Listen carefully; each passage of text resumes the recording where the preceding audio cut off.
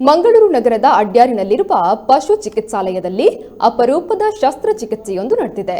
ಬಂಟ್ವಾಳ ತಾಲೂಕಿನ ಕಲ್ಲಡ್ಕ ಸಮೀಪದ ನಿವಾಸಿಯೊಬ್ಬರು ಸಾಕಿದಂತಹ ಪರ್ಷಿಯನ್ ತಳಿಯ ಬೆಕ್ಕೊಂದು 5 ಮರಿಗಳಿಗೆ ಜನ್ಮ ನೀಡಿತ್ತು. ಆದರೆ ಅದರಲ್ಲಿ 4 ಬೆಕ್ಕಿನ ಮರಿಗಳು ವಿಶಿಷ್ಟ ಸಯಾಮಿ ಅವಳಿಗಳಾಗಿ ಜನಿಸಿದ್ವು. ಇನ್ನು ಬೆಕ್ಕನ್ನ ಪರೀಕ್ಷಿಸಿದ ಅಡ್ಯಾರಿನ ಹಿರಿಯ ಪಶು ವೈದ್ಯಕೀಯ ಪರೀಕ್ಷಕ ಕೆ ಪ್ರಮೋದ್ ಅವರು ಅವುಗಳನ್ನು ಶಸ್ತ್ರಚಿಕಿತ್ಸೆ ಮೂಲಕ ಬೇರ್ಪಡಿಸಲು ನಿರ್ಧರಿಸಿದ್ದಾರೆ. ಈ ಹಿನ್ನೆಲೆಯಲ್ಲಿ ಸಯಾಮಿ ಬೆಕ್ಕುಗಳಿಗೆ ಶಸ್ತ್ರಚಿಕಿತ್ಸೆಯನ್ನು ನಡೆಸಿ ಯಶಸ್ವಿಯಾಗಿ ಬೇರ್ಪಡಿಸಿ ವಾರಸುದಾರರಿಗೆ ನೀಡಿದ್ದಾರೆ.